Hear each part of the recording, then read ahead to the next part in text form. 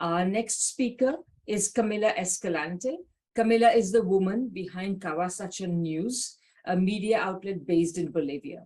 And also, she's also known for her correspondent work reporting from all around Latin America. She's Latin American correspondent for Press TV, co-hosts Latin America Review, a weekly program which is podcast, where you can hear interviews with Latin American and Caribbean leaders and analysts in English. Camila's family are FMLN revolutionary former combatants.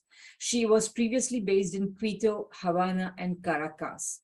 She is currently based in La Paz and is reporting on campesino governments across the continent. And I should add, by the way, that at the moment she's in Brazil, reporting on the Brazilian elections, and she will also be speaking on our panel next 2 weeks from now on the Brazilian elections. But today, of course, her focus is different. Camila, please take the floor.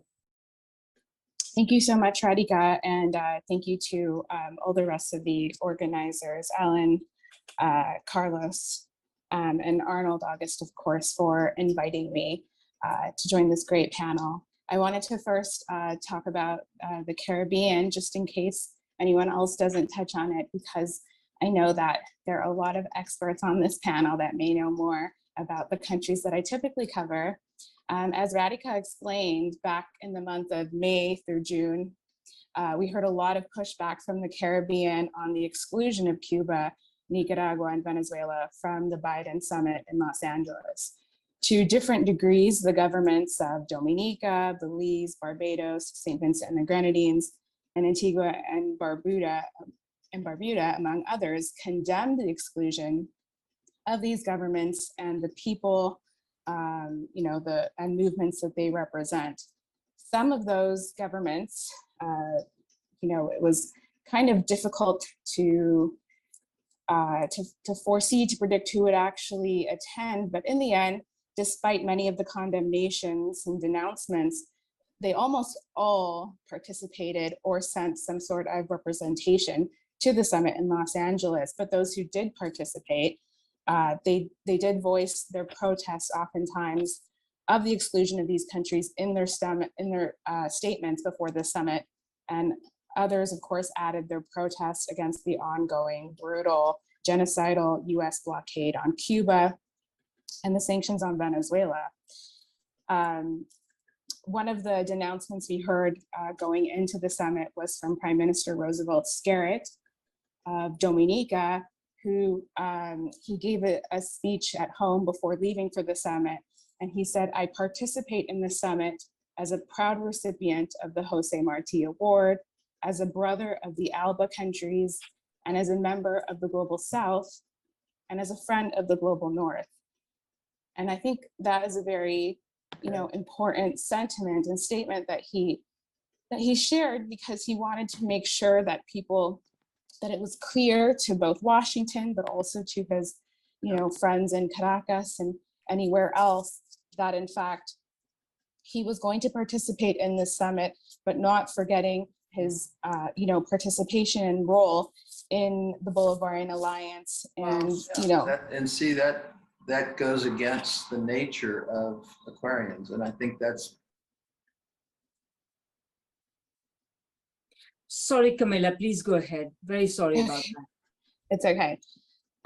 So calls for the lifting of the US genocidal blockade on Cuba are practically unanimous among the Caribbean community, the CARICOM countries. And now they're calling for the lifting of oil sanctions on Venezuela to allow for the reintroduction of Venezuela's PetroCaribe initiative. It's an initiative that from Haiti to St. Vincent and the Grenadines and to other countries has helped so many different governments and peoples provide that much needed energy supply at a reduced cost. Many governments of CARICOM have also been critical of the Organization of American States under the leadership of Luis Almagro in recent years. They're finally waking up to it, although all of the Caribbean governments continue to participate in the OAS. They are members, they pay dues, but they have, since particularly the coup in November of 2019 in Bolivia have made a lot of denouncements about the interference and interventionist nature of this body towards the countries of our region, and also because of the intervention that we saw against Venezuela in recent years, going back before 2019. Following the June Summit of the Americas, CARICOM held its 43rd Heads of State and Government meeting in Suriname. And in the final statement, CARICOM came together and was able to include a line saying that they urged the removal of the sanctions on Venezuela to allow for countries to benefit from the PetroCaribe initiative and for progress on the exploitation of cross-border natural gas fields between Trinidad and Tobago and Venezuela. And St. Vincent and the Grenadines Prime Minister, Ralph Gonsalves, has made a couple of notable trips to Venezuela in recent months, and he announced during this Heads of Government Summit in Suriname that one of the things that came out of his recent trip, I believe in April, was that Venezuela and President Nicolas Maduro agreed to reinitiate this PetroCaribe initiative in St. Vincent that will allow St. Vincent to receive fuel from Venezuela with something like 30% off the top, in Ralph's words. So that's something that's greatly going to help that country. Obviously, Ralph Gonsalves, the Prime Minister of St. Vincent and the Grenadines, is a socialist. Not many other Caribbean leaders are, but I think that this line that was included in the final declaration is a very positive step in the right direction, in which we're seeing these governments begin, to look away from Washington. They're not doing it very bluntly, and it's definitely baby steps, but they're realizing the importance of their neighbors, particularly given the medical cooperation we saw during COVID, when Cuba immediately sent brigades of doctors and specialists to different countries, prioritizing their own neighborhood, prioritizing the other Caribbean islands. And I think that's something, that example, that revolutionary example, is something that people and governments have really taken note of, and are now beginning to stand up for a little bit more. I think another thing that people are starting to realize, and the leaders of these Caribbean countries, is the fact that we're beginning to hear more and more statements very bluntly from the Southcom, from the military command of the United States here in the Americas, called Southern Command, and its General Laura Richardson, or its commander, General Laura Richardson. She's been very blunt about the intentions and the interests of the United States here in Latin America and the Caribbean. And the biggest one is an energy supply.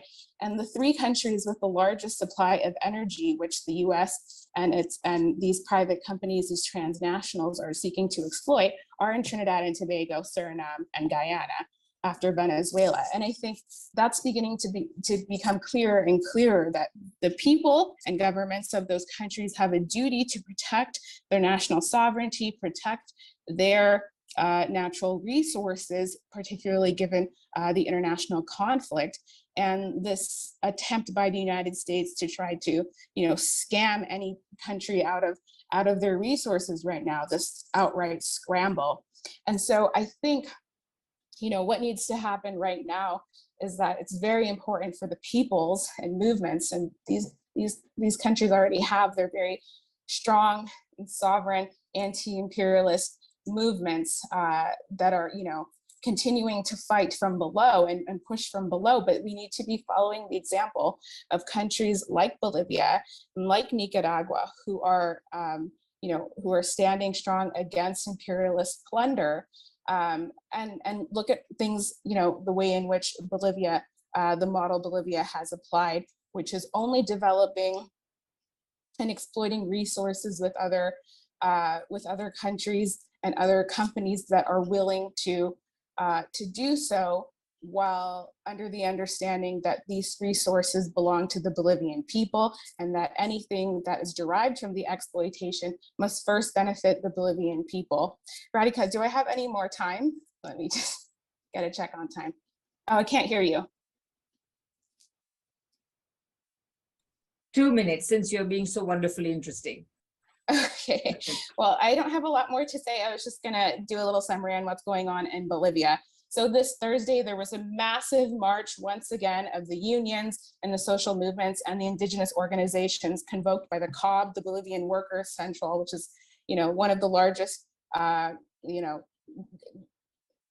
confederations, let's say, of Bolivian unions. And that was in support of the unity of Bolivian people and in defense of the mass government, the movement towards socialism government. And at the end of this massive march, President Luis Arce gave a speech in which he recalled the persecution, the imprisonment, and the killings that we saw less than 3 years ago that took place during that year-long coup. And he said, "Over my dead body will we allow another coup to take place in Bolivia." He warned that the right will continue to look for reasons to destabilize the country, to wear down the movements and their morale. And currently we continue to see more of the same. The pro-coup sectors are politicizing the upcoming census. They're funneling money to small communities in order to get these communities to oppose the MAS and cause instability. And this is the case in Los Yungas, where you're probably going to begin seeing in the headlines once again that there's a very serious and violent conflict between two structures of the coca growing community in that area. And there's also threats of bosses lockouts in Santa Cruz, where the far right has a base, and where those sectors have very solid alliances with the continental right wing and continue to conspire with individuals who have tried to subvert other socialist governments. This is a huge danger that we have people who participated in those US planned July 11th protests in Cuba that are, conspiring with the far right of Bolivia. It's something that we constantly need to look out for. But just to quote Luis Arce to finish, he said, "We're not going to loosen up before the foreign and national interests that seek our natural resources." Once again, they want our lithium, they want our gas, they want our iron, they want our food, they want our resources.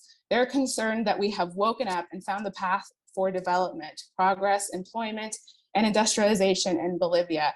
They would like to be in government once again to sell our resources, our public companies, at the price of a dead chicken, as they were already doing. I'm Michael Hudson. I'm appearing here for the International Manifesto Group. If you like this video and ones like it, please subscribe. For more information, go to the address on the screen.